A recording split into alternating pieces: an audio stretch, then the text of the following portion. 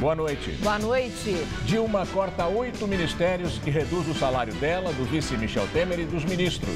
Novo ministro da Saúde quer dobrar a cobrança da CPMF e repartir com estados e municípios. Ministro Teori Zavascki do Supremo autoriza depoimento de Lula na Operação Lava Jato. Polícia diminui para 6 o número de vítimas do assassinato em série na favela Alba. Prefeito de Elias Fausto, no interior paulista, é assassinado com 5 tiros. E na Série Cara de São Paulo, Amaury ouro no vôlei em Barcelona, agora dedicado ao esporte paralímpico.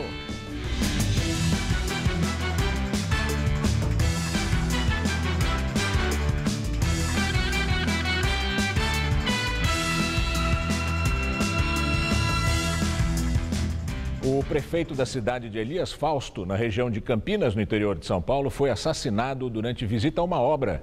De acordo com testemunhas, Laércio Bettarelli, do PSDB, sofreu uma emboscada e levou pelo menos 5 tiros. Os criminosos fugiram em 2 carros. O secretário de Segurança do Estado, Alexandre de Moraes, disse que já existe um suspeito. Elias Fausto, que tem cerca de 16 mil habitantes, fica a 131 quilômetros da capital paulista. O crime ocorreu às 9 horas da manhã na rua Amadeu Patelli, bairro Parque Balneário Carimã. O prefeito visitava uma obra no local quando 2 homens saíram de trás de uma árvore e começaram a atirar. Informações que a gente tem que ele estava sozinho. O que ele teria vindo fazer aqui? Visitar essa obra aqui, né? Então ele estava acompanhando essa obra, informação que a gente tem. Veio acompanhar a obra, desceu do veículo, aí 2 agressores que estavam naquela árvore ali atrás, né?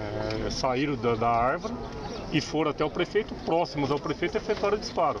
Vários disparos, né? Laércio Bettarelli, conhecido como Dude, nasceu na cidade de Montemor, tinha 58 anos, era casado e tinha 2 filhos. Este era o 3º mandato como prefeito da cidade. Ele venceu as eleições de 2012 com 67,21% dos votos. Em fevereiro do ano passado, o prefeito registrou um boletim de ocorrência por ter sido ameaçado de morte com uma faca por um empreiteiro da cidade. Na época, o suposto autor foi indiciado por ameaça e desacato.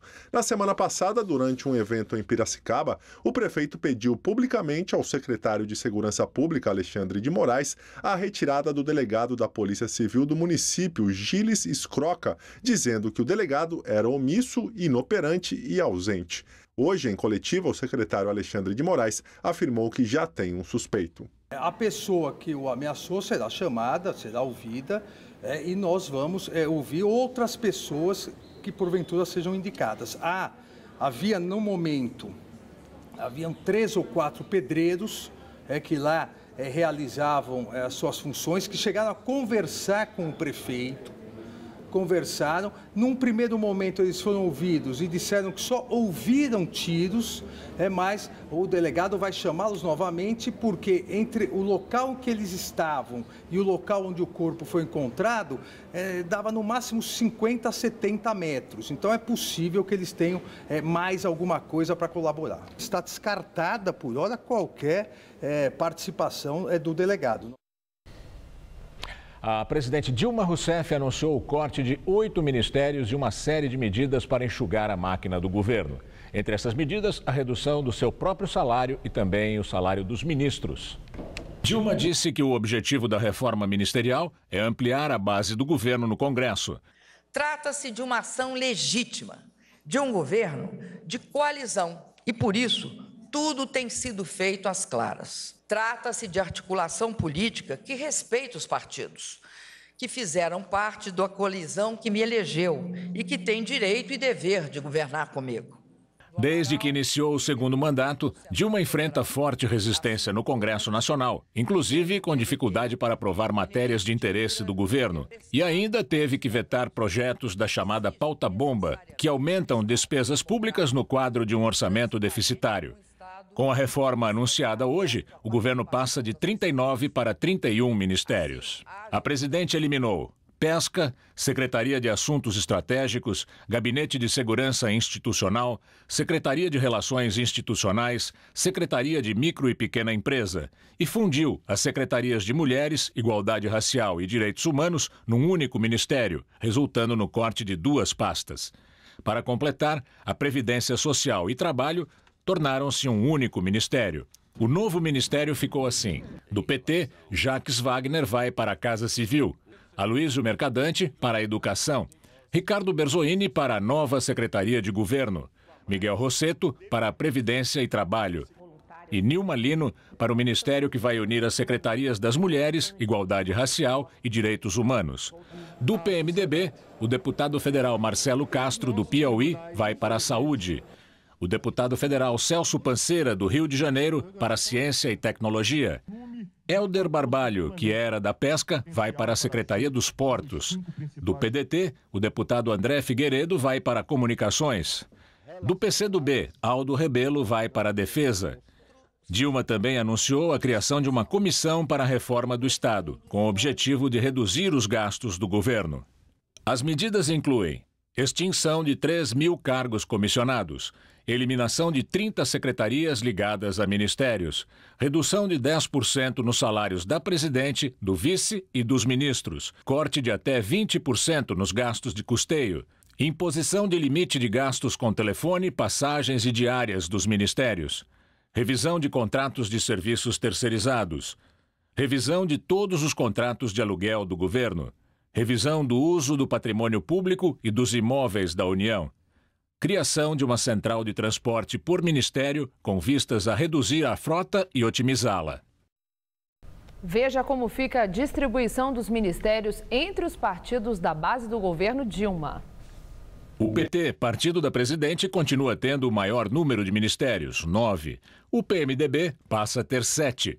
PTB, PP, PR, PSD, PDT, PCdoB e PRB, um ministério cada um. Em 8 ministérios, os titulares não são filiados a qualquer partido. E vamos agora ao comentário de política de José Neumann e Pinto. Ele fala, é claro, sobre a reforma ministerial. Bem, eu vou falar sobre o gabinete do jovem Pitiani. Dona Dilma tem 2 objetivos em mente, né? O primeiro deles é se livrar do impeachment. O segundo, se conseguir, combater as crises econômica e política para evitar uma crise social que a derrubaria de forma inevitável. Para isso, ela precisa agora ganhar tempo. Está ganhando. Quanto tempo? Não se sabe. Primeiro porque tem a Operação Lava Jato, que traz sempre uma bomba nova. Já na semana que vem vai ter a recusa anunciada do Tribunal de Contas da União de suas contas por causa das pedaladas.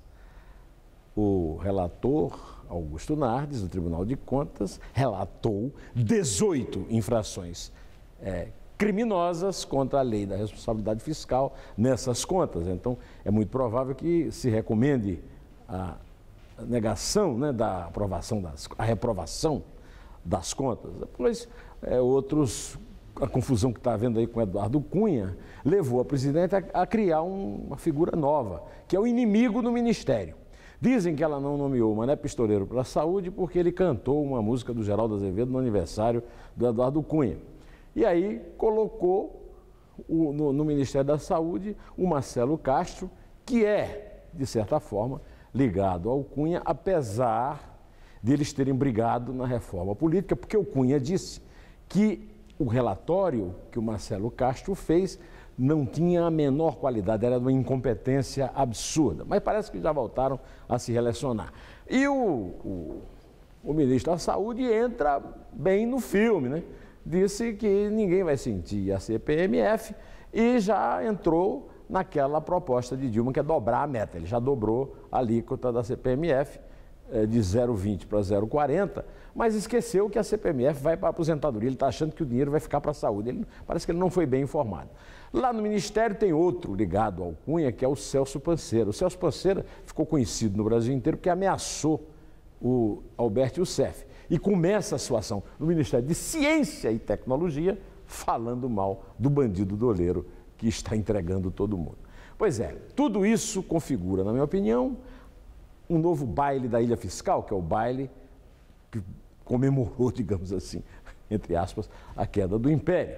É a farra da fraude fiscal dos ratos roendo a roupa dos rotos, que somos nós.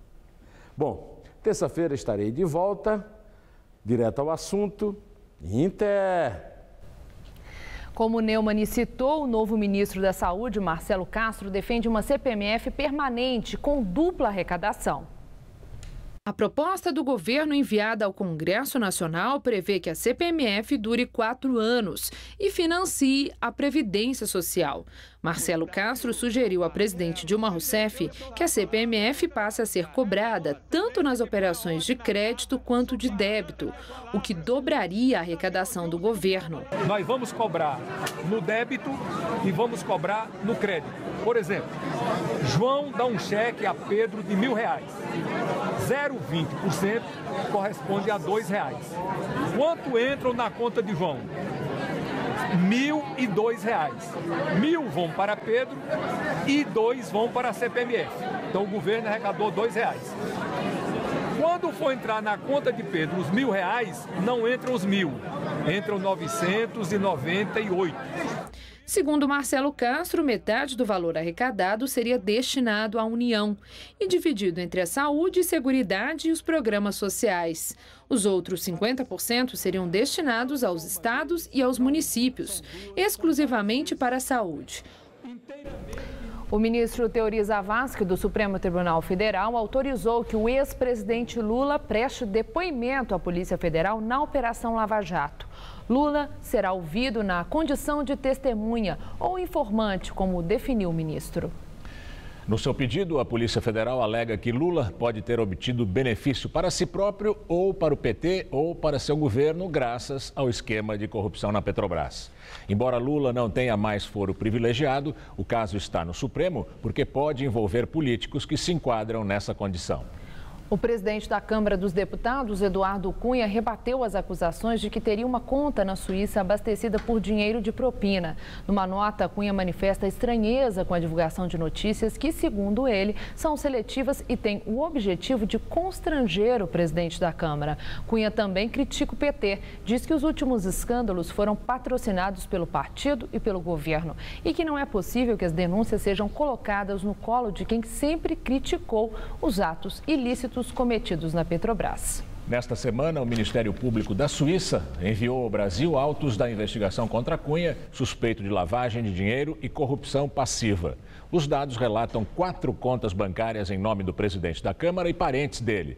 O saldo dessas contas chega a quase 5 milhões de dólares. A vida dele é uma sequência de vitórias dentro e fora das quadras de vôlei. Amaury fez parte da geração que conquistou a medalha de prata na Olimpíada de 84 e ouro na Olimpíada de 92. Atualmente é presidente da Confederação Brasileira de Vôlei para Deficientes. Amaury é um personagem que é cara de São Paulo. 1, 2, 3,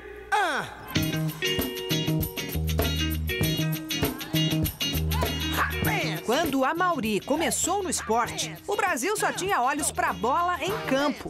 Jogo na quadra, com bloqueio, saque, era quase um mistério. Ninguém sabia o que era voleibol, você tinha que explicar o que era, porque era uma modalidade desconhecida.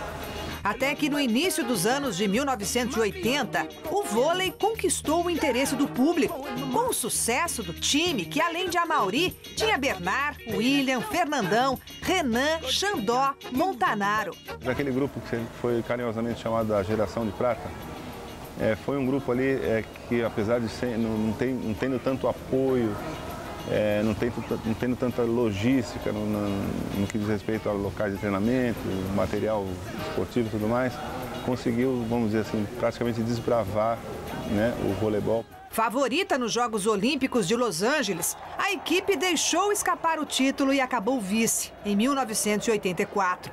Mas abriu caminho para a nova geração de atletas que em 1992 seria campeã olímpica em Barcelona. Foi quando a prata de Amaury virou ouro. Era a 4ª Olimpíada da carreira dele, o mais velho em quadra. Cerca de 8 a 10 anos mais velho do que a média dos atletas, que eram Marcelo Negrão, Tandy, Maurício, Giovanni. Eu tinha que ser ali o exemplo, dentro do treinamento, comportamento, fora da quadra, tudo. Eles procuravam me seguir, vamos dizer assim, né? Ele já já tinha parado de jogar profissionalmente havia 10 anos. Trabalhava como técnico, dava aulas, até que no início dos anos 2000, o Amaury começou uma nova história no vôlei e numa modalidade que praticamente não existia no Brasil. Nem ele sabia muito bem o que era o vôlei sentado, modalidade dos Jogos Paralímpicos. O Brasil já tinha feito uma ação no Pan-Americano em 2003, mas não tinha material, ninguém tinha nada que pudesse nos ajudar a montar algum esquema. Viajou, pesquisou, montou uma equipe e virou técnico da seleção masculina. Hoje é o presidente da Confederação Brasileira de Voleibol para Deficientes. Como no início da carreira, de novo um desbravador. E não quer saber de moleza em quadra. Sereno, mas exigente. A face dele, a fisionomia dele, quando ele está na arquibancada nos assistindo.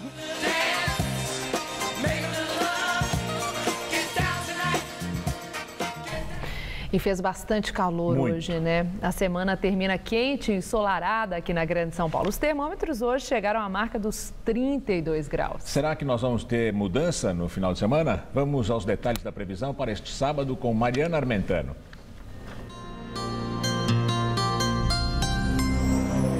Fica mantido o alerta para chuvas fortes e volumosas em grande parte do centro-sul do país. Apenas no Rio Grande do Sul é que as chuvas perdem força, mas mesmo assim o dia ainda fica bastante nublado. Em Santa Catarina e no Paraná, a previsão ainda é de temporais. E essas pancadas mais fortes devem atingir também os estados de São Paulo e Mato Grosso do Sul. Nessa área em verde mais claro, o sol predomina e as pancadas de chuva serão isoladas. Já entre Roraima, todo o interior nordestino até o Espírito Santo, tempo seco e muito sol. Na costa leste nordestina, chuvinha fraca e passageira. Máxima amanhã de 30 graus em Salvador e em Maceió. No Rio de Janeiro faz até 37. E na capital gaúcha, por causa do tempo fechado e da entrada do ar polar, não vai fazer mais que 21 graus durante a tarde. Aqui em São Paulo, conforme a frente fria avança aqui para o sudeste, o tempo vai ficando mais instável. Nas regiões sul e oeste do estado, chove já pela manhã. Nas outras áreas, chove a partir da tarde e as pancadas podem ser fortes e volumosas, acompanhadas de raios e ventania. Mesmo com essa previsão, a máxima chega aos 33 graus em Caraguatatuba e aos 30 em Santos. Em toda a faixa leste, incluindo a Grande São Paulo, o sábado ainda será de muito calor, mas as temperaturas vão cair no domingo. Amanhã, os termômetros ainda chegam aos 28 graus aqui na capital.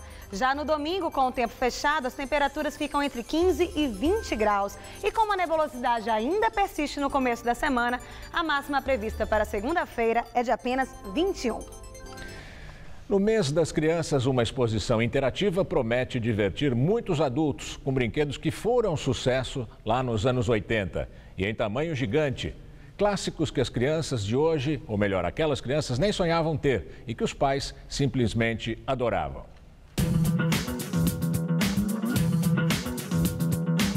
Se você tem entre 30 e 40 anos, certamente brincou com um desses. Era um sonho de muitos garotos. E para as meninas, então? Bonecas que fizeram sucesso na infância. Nostalgia que o fabricante procura resgatar com tecnologia. Lembra do Detetive? O modelo 2015 pode até ser jogado pelo celular. E o Cara a Cara? A versão moderninha permite colocar as fotos dos amigos da sua rede social. O relançamento é uma estratégia constante para fisgar a moçadinha de hoje, nem sempre disposta a interagir com os amigos. O jogo eletrônico, os tablets, o videogame é uma brincadeira muito solitária. Um jogo de tabuleiro, você coloca as pessoas em torno desse tabuleiro, as pessoas interagem, conversam, brincam, sorriem, aprende a ganhar, aprende a perder, aprende a ter disciplina, aprende a ter estratégia. Entre tantos brinquedos, alguns tiveram um espaço mais do que especial no coração de muita gente. Quem não se lembra, por exemplo, deste daqui, o Gênios, o famoso joguinho de memória com 4 cores que fez muito sucesso nos anos 80 e faz até hoje. Dá uma olhada nesse tamanho gigante do jogo, com 2 metros de diâmetro. Será que assim, desse tamanho, fica mais fácil? Na minha época era bem fácil. Dar entrevista ao mesmo tempo é fácil também? Sim. Haja memória. É, mas aqui é bom, eu sou bom de memória. Joguei bastante, jogo até hoje com a minha filha, adoro. É um jogo que estimula a criançada, né, e é divertido ao mesmo tempo. O espaço em celebração do mês das crianças traz outros clássicos gigantes. Lembra do Aquaplay? Aqui tem, só que enorme. Eles não conhecem, né? Hoje em dia eles conhecem mais videogame. Eu falo que o Aquaplay, eu falo pra ele que é o meu videogame antigamente, né? Outro que faz sucesso é o Pula Pirata Grandão, com barril e espadinhas bem avantajadas. E olha esse Cai Não Cai, de tamanho nada modesto. A molecada, que nem sonhava em ter um desse, ficou craque rapidinho.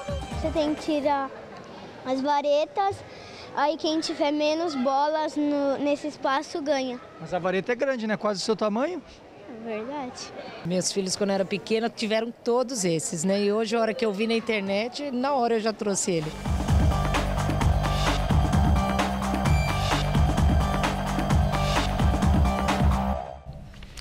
O circuito Brincar de Brincar fica no piso térreo do ABC Shopping em Santo André até o dia 25 de outubro e a entrada é de graça. Representantes de movimentos sociais, familiares e amigos de vítimas da violência realizam um protesto no centro de São Paulo contra a impunidade. A repórter Sabrina Pires acompanha o ato e tem outras informações. Sabrina. Estela, são pelo menos 200 pessoas que fazem essa manifestação aqui no centro da cidade. Eles saíram há cerca de 40 minutos do Largo São Francisco, passaram ali pela Secretaria de Segurança Pública pedindo o fim da Polícia Militar. A principal reivindicação é contra a violência da polícia nas periferias. E aqui ao lado, vamos mostrar, por favor, Márcio, as mães de vítimas que morreram assassinadas e por casos que ainda não foram solucionados. Inclusive, as mães, segundo as informações aqui dessas mães, as mães e familiares da chacina que ocorreu há pouco tempo aqui em São Paulo, em Barueri e Osasco, elas não vieram porque estariam sendo ameaçadas. De qualquer maneira, eles estão andando, o trânsito está bloqueado aqui no centro. Nós estamos agora na Praça da Sé, aqui ao lado do Tribunal de Justiça. O itinerário não foi divulgado, mas tudo indica que a passeata esteja indo para a rota. Aqui, como a gente pode mostrar, olha só, Márcio, vamos mostrar aqui, olha, o trânsito está todo interrompido, mas eles estão indo, acompanhados inclusive pela Polícia Militar, numa distância considerável. A polícia ainda não teve qualquer contato aqui com os manifestantes. Voltamos ao estúdio. Muito obrigada, Sabrina. Voltamos a qualquer momento com mais informações desse protesto. A oposição afirma que a presidente Dilma Rousseff promove a reforma ministerial para frear o processo de impeachment. Segundo o líder do DEM na Câmara dos Deputados, Mendonça Filho, a reforma é pífia, um ato de desespero para minimizar o quadro de ingovernabilidade do país. O líder do PPS, Rubens Bueno, disse que essa é mais uma tentativa desesperada de Dilma para se manter no poder. O senador Aécio Neves, presidente do PSDB, declarou que a reforma apequena ainda mais o governo Dilma. Segundo ele, os cortes são pouco expressivos frente ao aumento excessivo dos gastos do governo nos últimos anos e parecem apenas uma maquiagem. E agora o comentário de Josias de Souza, direto de Brasília. Ele analisa as consequências da reforma ministerial anunciada hoje pela presidente Dilma. A reforma ministerial de Dilma Rousseff, na verdade, uma rendição ao fisiologismo sem ressalvas, produziu uma anomalia política. Uma presidente da República que já não pode nem mesmo desfrutar da ilusão de que preside. Quem assistiu ao discurso de Dilma na cerimônia de hoje percebeu que testemunhava um fiasco no momento em que Dilma disse que os estados modernos devem observar a meritocracia. Ela disse isso minutos antes de anunciar os nomes dos novos ministros. Entre eles, os representantes do baixíssimo clero do PMDB, que vão controlar as estratégicas pastas da saúde e da ciência e tecnologia. Muita gente se pergunta, o que está havendo com Dilma? O que foi feito da supergerente? Onde anda aquela mulher implacável que tratava políticos e malfeitores na base da vassourada? Essa personagem era ficcional. O que há hoje é uma presidente fraca, inepta e indecisa, altamente manejável. Para não cair, ela devolveu o seu destino a Lula. Mentor dessa reforma, Lula reassumiu o expediente no Palácio do Planalto por meio dos seus prepostos. A atmosfera é tão volátil e incerta que é preciso raciocinar com todas as hipóteses. Na pior das hipóteses, a Lava Jato foge ao controle e atropela o governo. Na melhor das hipóteses, Eduardo Cunha continua derretendo e Dilma recupera um certo fôlego no legislativo. Se conseguir deter o pedido ou abertura do processo de impeachment na Câmara dos Deputados, Dilma terá que cuidar do essencial, que é resolver a crise econômica que ela própria criou. Sim, porque a crise continua e se agrava dia a dia. Já está claro que Dilma quer permanecer no cargo a qualquer custo. Resta agora saber para quê. A presidente precisa informar ao país o que pretende fazer, além de se autoimolar em praça pública. Dilma precisa cuidar dos minutos, porque as horas passam. Boa noite. Depois de ter perdido o status de ministro do Gabinete de Segurança Institucional, o general José Elito deixa o cargo. Em nota, ele afirma que pediu à presidente Dilma Rousseff para que a pasta não fosse incluída na reforma ministerial, que classificou como apenas uma mudança política.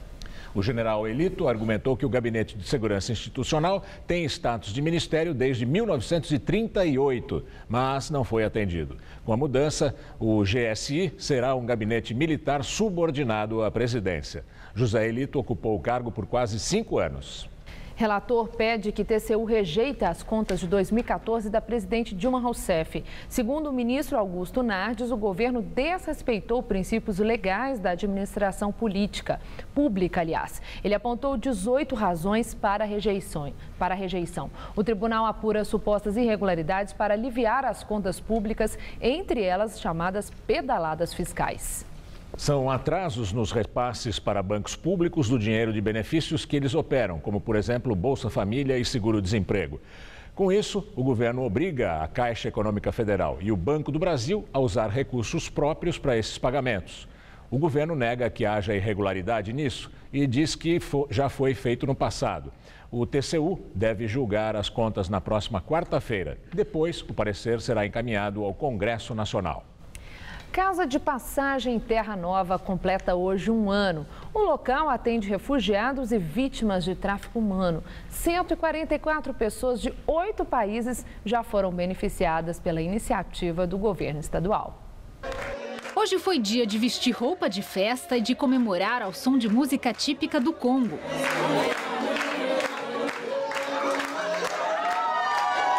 Dia de aniversário de 1 ano de um serviço que vem mudando a vida de muita gente. A Casa de Passagem Terra Nova fica na Bela Vista, na região central de São Paulo, e é uma espécie de hotel para refugiados e vítimas de tráfico humano. Cada atendimento custa em torno de R$2.000 e é custeado pelo governo do estado e gerido por uma ONG. As pessoas que ficam na casa são encaminhadas pela Caritas, Missão Paz ou pela Justiça. Pessoas como Germán, um congolês que chegou em maio deste ano, fugindo da perseguição política. Quando cheguei aqui não conheci ninguém. O brasileiro é muito gentileza, atende nós muito bem.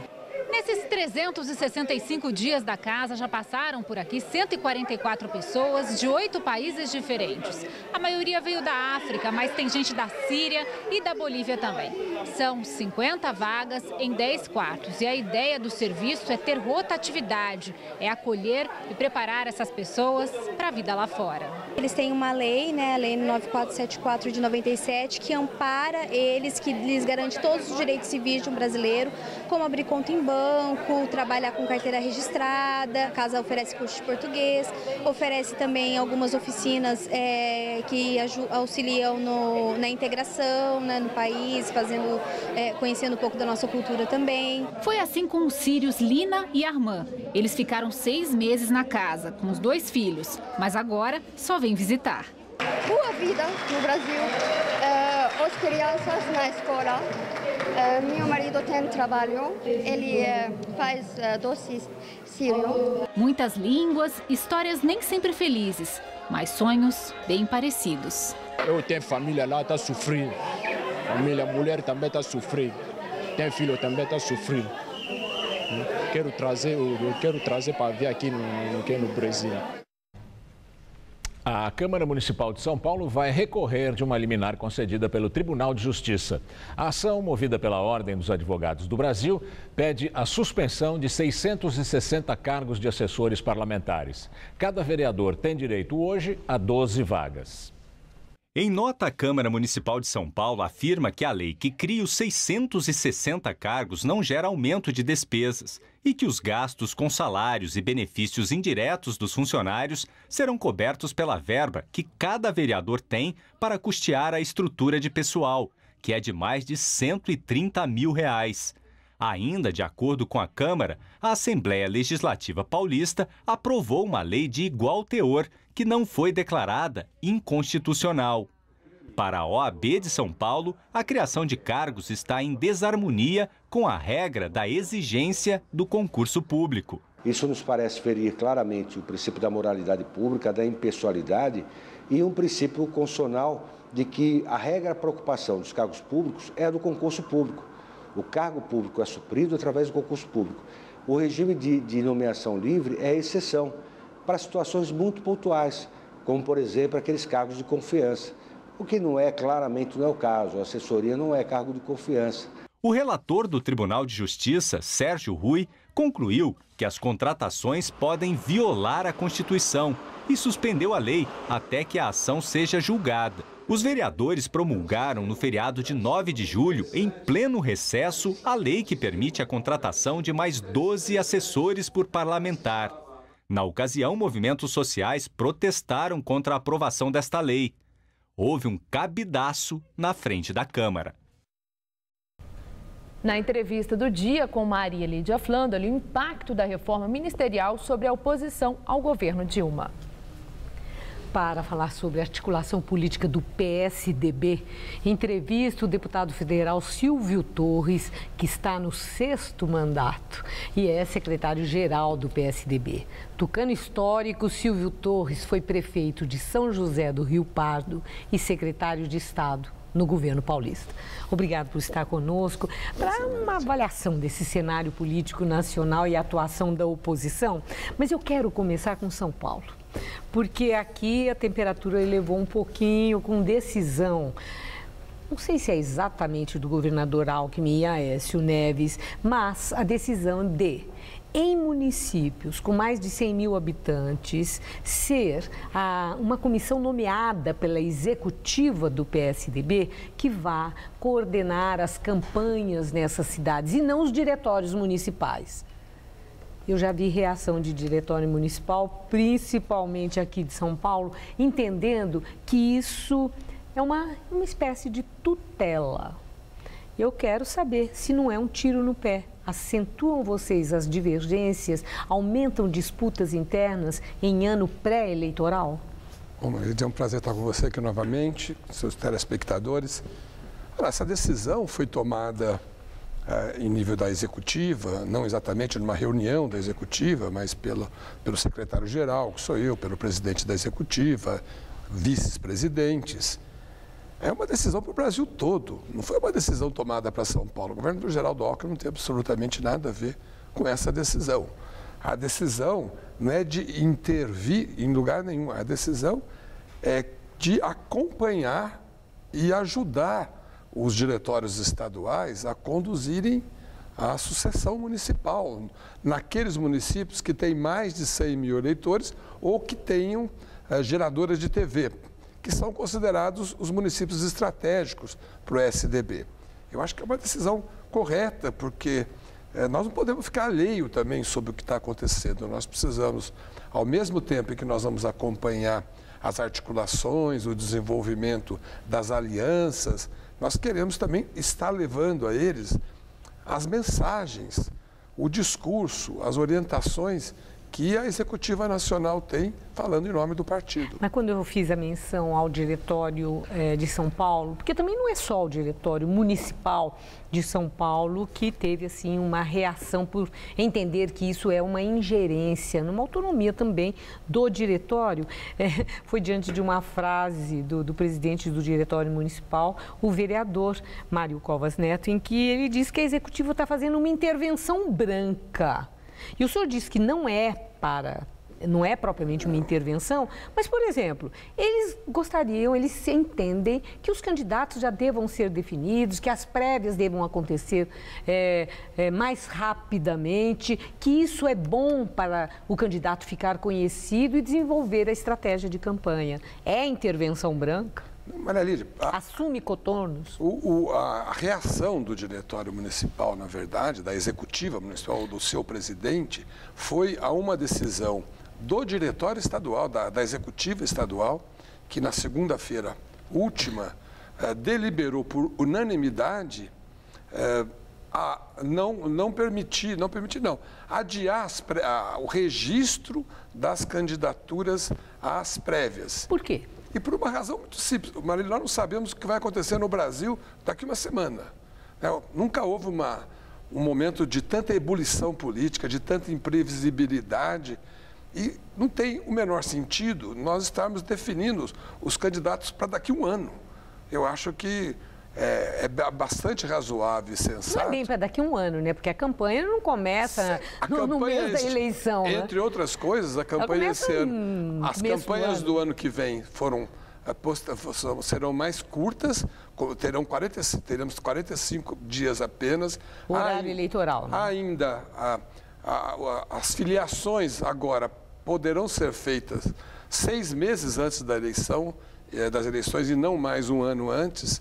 Então, tem uma série de mudanças, fora o fato que eu acho que é o mais relevante de todos, que nós não sabemos quem será o presidente da República daqui a 3 meses, muito menos nós precisamos saber quem vai ser o prefeito da capital. Bom, falando nisso, o PSDB já foi mais aguerrido em relação à tese do impeachment da presidente Dilma. Parece ter havido agora uma espécie de recuo nesse assunto. Algumas lideranças são mais ou menos evasivas, vamos esperar. E eu quero saber, o PSDB tem convicção que a tese do impeachment é sim o caminho para a atuação da oposição? Ora, desde sempre, desde que o Tribunal de Contas da União, antes mesmo da decisão que será tomada na próxima quarta-feira pelo plenário do TCU, já os técnicos e as decisões internas já apontavam irregularidades perfeitamente enquadráveis em crime de responsabilidade. Desde então já houve vários pedidos de impeachment encaminhados ao presidente da Câmara, que está nesse momento analisando cada um e arquivando aqueles que ele acha que não tem base. Sim. E em nenhum momento o PSDB recuou da sua própria estratégia. Algumas circunstâncias estão mudando, mas o PSDB aguarda que o roteiro previsto, inclusive previsto na resposta à questão de ordem que foi levantada no plenário, ele siga e seguirá, porque na semana que vem, provavelmente, o presidente Eduardo Cunha vai negar o pedido de impeachment do jurista Hélio Bicudo e do jurista Miguel Reale, de ambos que entraram em conjunto. Ele vai negar. Vai negar. Em conjunto com o MPL, um outro movimento que também se incluiu nesse mesmo pedido. Posteriormente, provavelmente na semana seguinte, o plenário vai decidir se um recurso contra a decisão do Eduardo Cunha vai permitir que se abra o processo de impeachment. Não há nada acontecendo, o PSDB continua na mesma linha. Agora, é claro que tem algumas ponderações de membros do nosso partido, membros bastante graduados, que acham que o impeachment talvez ele não resista a uma análise mais apurada de constitucionalidade, mas eu acho que são opiniões, mas o roteiro está sendo seguido. Muito obrigada por sua entrevista. Eu agradeço. Uma boa noite. Boa noite. Gamberinha. Sobre a operação Acrônimo da Polícia Federal feita ontem, a empresa aérea Gol afirma que recebeu os agentes da polícia e prestou todas as informações solicitadas, permanecendo à disposição das autoridades para o que for necessário. A operação investiga um suposto esquema de lavagem de dinheiro na campanha do petista Fernando Pimentel, governador de Minas Gerais. Além da Gol, outras empresas estão sob suspeita. A Secretaria da Segurança Pública desmentiu a informação divulgada pela própria polícia e confirmou que apenas 6 corpos foram encontrados na casa do pintor Jorge Luiz Moraes de Oliveira e não 7, como havia sido divulgado. Também foi desmentida a identificação de uma terceira vítima. A Secretaria de Segurança Pública chamou a imprensa para dizer que os corpos encontrados são de 6 pessoas e não de 7, como a polícia vinha divulgando. O médico legista do IML explicou que os ossos estavam misturados e dispostos em 7 sacos, o que gerou a confusão. A polícia desmentiu que tenha sido confirmada a identidade de Natasha dos Santos. A família dela forneceu fotos nas quais Natasha aparece sorrindo. A comparação com a arcada dentária ainda está em andamento. Nós não temos a confirmação da identificação. Então ainda vamos aguardar. É uma coisa extremamente séria, inclusive em relação aos familiares. Com a confirmação, aí nós vamos anunciar. Até agora, dos 6 corpos encontrados, só 2 tiveram a identidade confirmada. O do jovem Carlos Neto Alves Júnior e o da estudante Renata Pedroso Moreira. Foram parentes dela que desenterraram outros ossos no terreno da casa do pintor, depois que a perícia já tinha encerrado o trabalho e liberado a área. A polícia já sabe que os outros 4 corpos são de mulheres com idade entre 18 e 40 anos e que foram mortas no período de 3 meses a 1 ano atrás. A investigação tem indícios que levam à identidade dessas pessoas. Chamou as famílias que forneceram material genético para o exame de DNA. A investigação até agora coincide com o teor do depoimento do pintor, que confessou que matou 5 mulheres.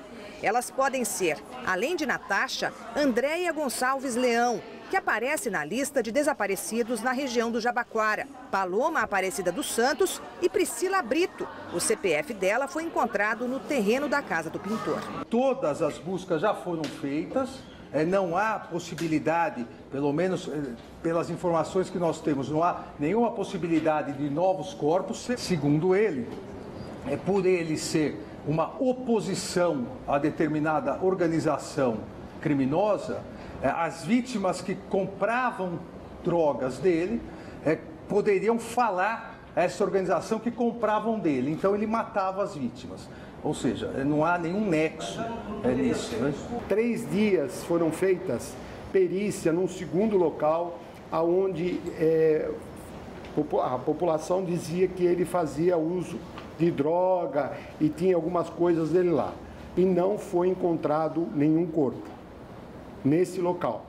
Também nós tivemos uma denúncia antes de ontem à noite que teria um outro local onde ele era visto capinando. A perícia também foi até lá, fizemos uma varredura no local e nada foi encontrado. E agora vamos ao comentário de cultura com César Job.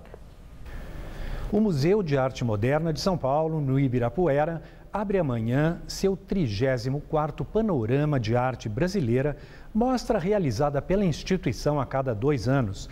Desta vez sai bastante do convencional ao apresentar um projeto longamente gestado pela curadora Araci Amaral. Trata-se de fazer uma ligação entre a atividade do homem pré-cabralino e nossa arte contemporânea. Araci chamou 6 artistas de relevância em nosso cenário para se inspirarem em trabalhos de pedra lascada encontrados nos sambaquis pré-históricos do litoral sul do Brasil e Uruguai. 60 destes objetos, provenientes de cerca de 10 museus de São Paulo, Rio, sul do Brasil e Montevidéu, dividirão o grande espaço do MAM com obras de Cildo Meirelles, Miguel Rio Branco, Cal Guimarães, Berna Reale, Érica Versuti e Pitágoras Lopes. É a menor seleção de artistas da história do panorama e provavelmente sua edição mais hermética e sofisticada. No mesmo Ibirapuera, o Museu Afro Brasil abriu hoje para o público a maior mostra já realizada sobre a obra do fotógrafo francês Pierre Verger, que se aventurou pelo mundo todo, mas se radicou na Bahia, onde morreu há quase 20 anos. É da Fundação Pierre Verger que vêm as 220 fotos mostradas, mais das 50 apresentadas em projeção.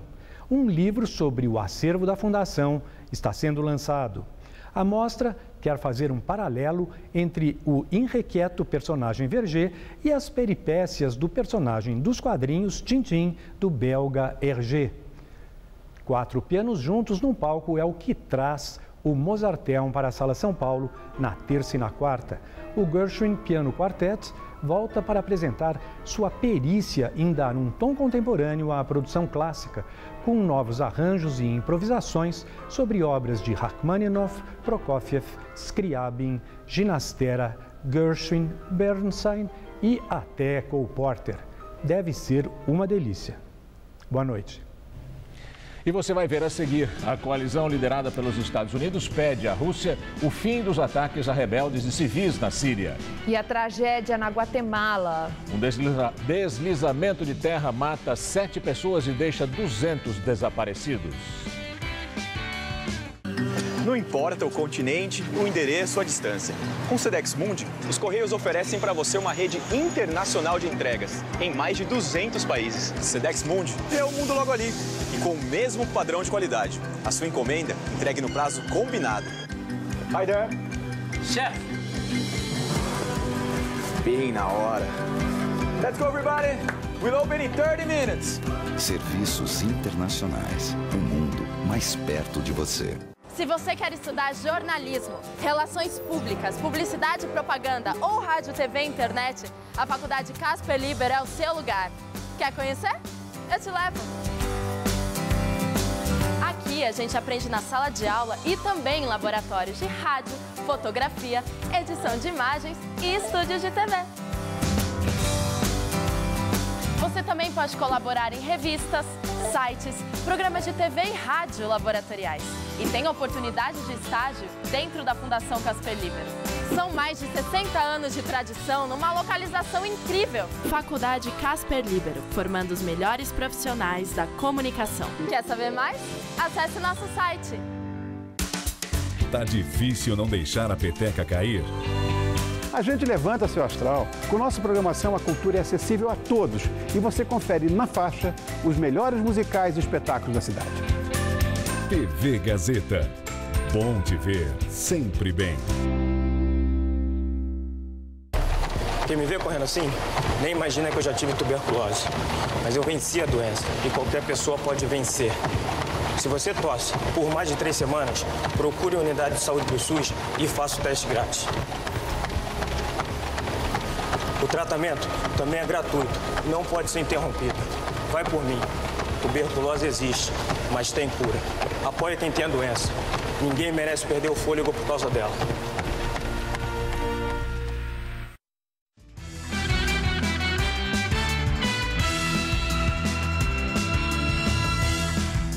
Vamos direto para as notícias do esporte com Rodolfo Gamberini e Celso Cardoso. Faltam 10 rodadas para terminar o Campeonato Brasileiro e a briga pelo título, pela Libertadores e para fugir do rebaixamento segue intensa, não é, Celso? Oh. E bota intensa nisso. Há muitos interesses em jogo. Corinthians, Atlético Mineiro, vamos colocar o Grêmio também, lutam pelo título. Pelo menos outras 8 equipes sonham com vaga na Libertadores América. E na briga pela permanência na primeira divisão, todos no Z4 alimentam chances de escapar. Veja agora os jogos programados para o final de semana pela 29ª rodada. 3 partidas acontecem neste sábado. Internacional e Sport se enfrentam às 6h30 no Beira-Rio.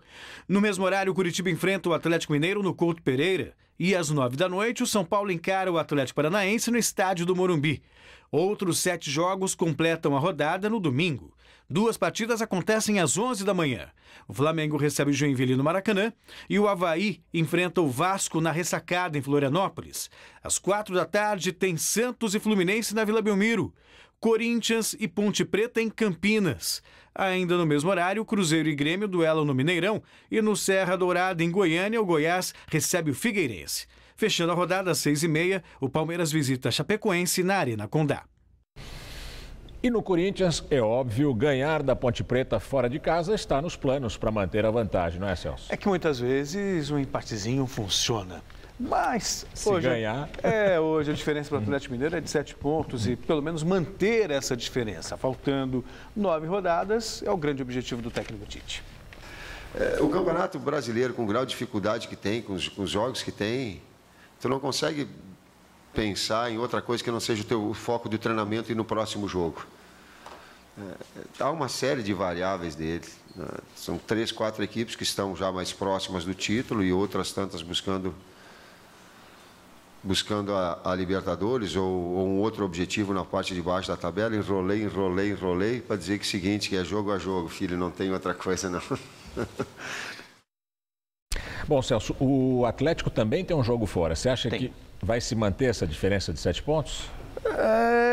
Você sabe que, comparando os dois times, a probabilidade de vitória dos dois é muito grande. A Ponte evoluiu no campeonato, vem vencendo, mas quando você compara, né, o que o Corinthians tem, os jogadores individualmente, é difícil não imaginar um outro resultado que não seja uma vitória corintiana, na lógica.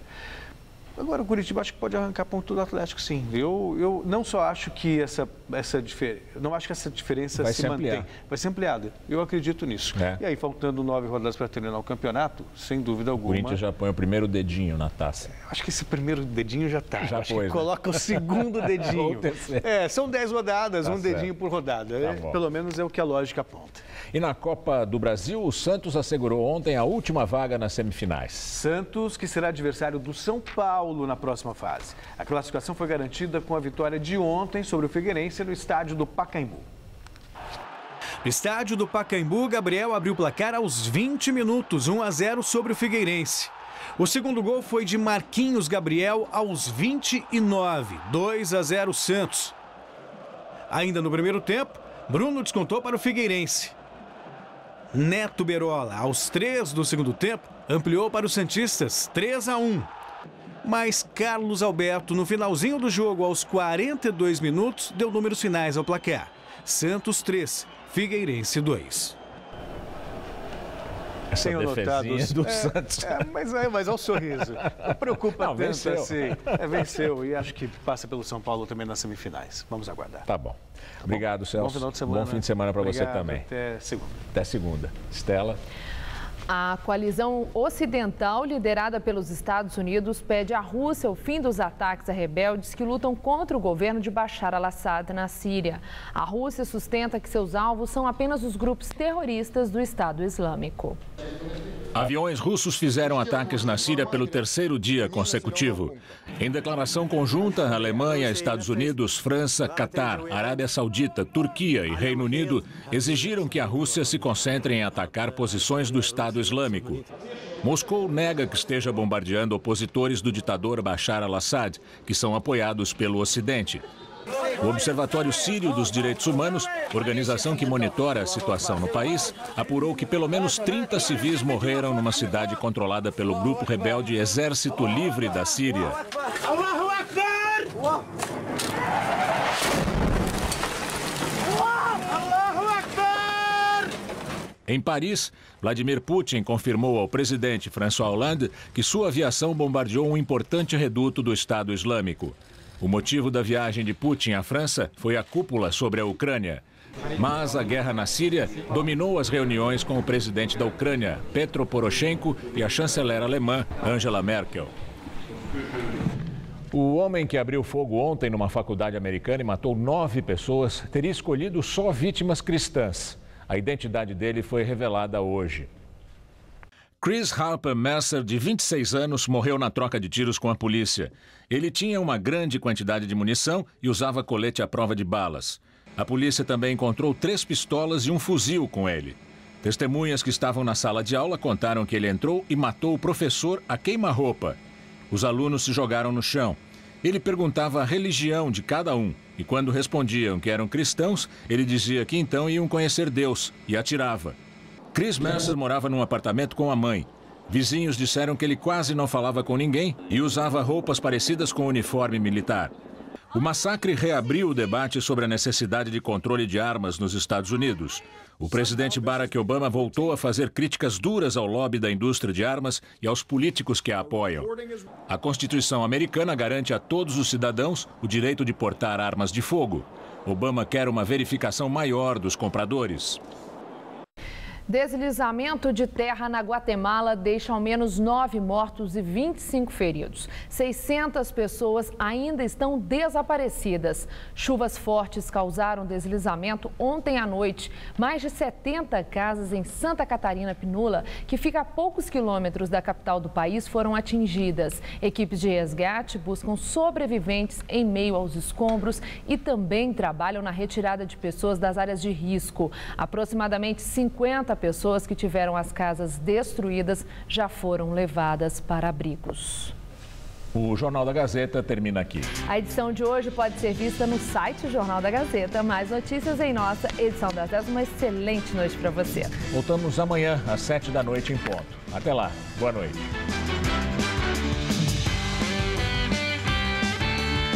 Hoje, 11h30 da noite, conheça um esporte que mistura tênis e squash em vida de atleta.